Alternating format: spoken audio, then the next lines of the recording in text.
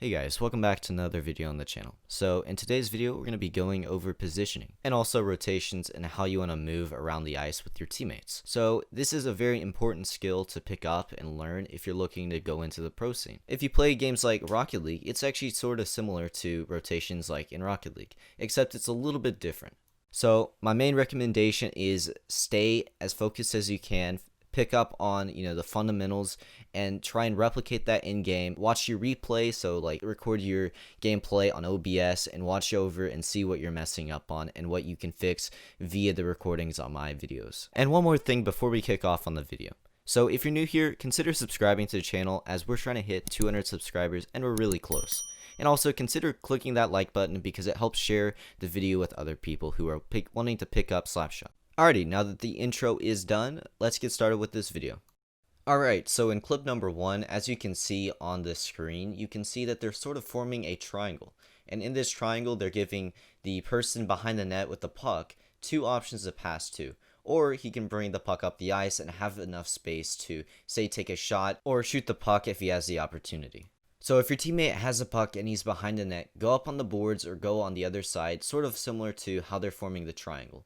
My recommendation is you do not sit in net because you're not giving your teammate an opportunity, and sometimes you got to give faith in your team as they might mess up and score, but you'll get the positioning down in your head, and when you actually join a team that's competent and that can really make plays, you'll be more prepared than if you didn't practice it. Now, because this team formed the triangle, they were able to create offensive pressure as It's Not Blade was able to pass the puck down to Chicken Noodle Soup and then across to Toker. Now they didn't succeed in getting a goal or creating a scoring opportunity, but what they did is they created offensive pressure and they kept possession. And repeatedly doing this over and over again will create a ton of opportunities that will allow you to score and you'll wear out your opponents. So this is definitely a strategy that you should really keep in mind and really put to the test in public games. Alright, on to clip number 2. So this one's a little bit different, but it still has the triangle formation that this team follows. So in this shot, you have one of the red players on the boards and, Noxu with the puck behind the boards, or actually on the boards. He's giving Noxu an option to pass out of and get out of the pressure that he's in so that they can hopefully create more offensive pressure or take a shot that might end up giving them a goal. And when we click play, we can see that them being behind the boards to then switching to the other side, and then the other teammate who's sort of positioned in midline or mid-center of the ice, then goes to the other side of the boards, and then Noxu is able to pass to Resp and be able to get out of the pressure that he has on the boards and create a scoring opportunity for his team. So the number one thing to learn from this clip is to always assist your teammates. If they're on the boards, be sure to go on the boards as well and give them an option to pass on the boards, because if you didn't already know, getting off the boards is quite difficult. So assisting your teammate and giving him a chance to pass it away so that you guys can get it off the boards and hopefully create a passing play to score is crucial to having an advantage over the other team. Now, when I say get on the boards, I don't mean like right on the boards next to your teammate. Be sure to space out, giving him a chance to actually make a play without blocking or obstructing him. So we've been going over offensive triangles, and you might be wondering, what do you do on defense? Well, it's actually really similar.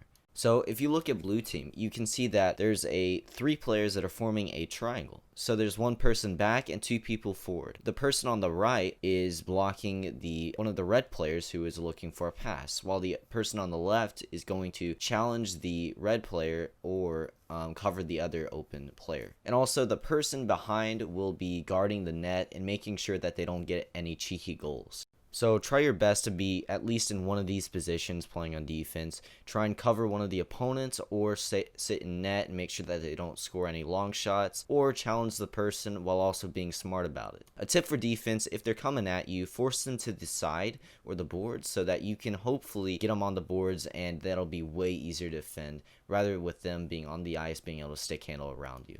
Now, if we click play, you can see that Robert is forced to pass down the ice because he's been pushed by the person on the left, pretty much forcing him to pass it in an uncomfortable position that is blocked by the other blue player that is rotating to cover the passing lane. And if you see your opponents doing something like this, feel free to cover the passing lane and make sure to block the front of the goal. Block that area. That's called the slot. And this is one of the most dangerous places on the ice for your team. And if you don't cover this, they can get an easy goal. So you can see the player on the blue team does an excellent job at blocking the pass and forcing them on the boards, allowing them to force the red team to restart their attack or even possibly win possession and do a counterattack. So we're honestly looking at more than two things in this play. We're looking at the triangle that they form to cover the opponents and force them to make a bad play or make a play that's easily readable for the blue team to hopefully recover off of, and force them to, get in an uncomfortable position that will make for a easy defensive clear. And the second thing we learned in this clip is that you need to cover the passing lanes. If you see the opponents creating a play like this, you need to cover the passing lane in the slot. Because most likely from this clip alone, you can see that he's targeting the slot area. And once again, just cover the front of the net. That's pretty much the slot in hockey terms, as this area is definitely one of the most dangerous places on the ice because this can mean a win or a loss. Alright, well that's going to wrap up this positioning video. I hope you guys enjoyed. If you did, feel free to give the video a like and consider subscribing. We're at 191 subscribers, so we're literally 9 away from 200. So please hit the subscribe button if you like videos like this. Also, consider joining our Discord. The link will be in the description below. We have a ton of community events. I've hosted a $50 tournament, so if you want to join further tournaments, feel free to join there for more information on that. And also be sure to check out my Twitch channel. I stream every weekday at 4 p.m. Central Standard Time. Sometimes not, but I try my best to stream every weekday at 4 p.m. Central Standard Time. So be sure to check me out there. Alright, well, enough with that. I hope you guys enjoyed, and I'll see you in the next video.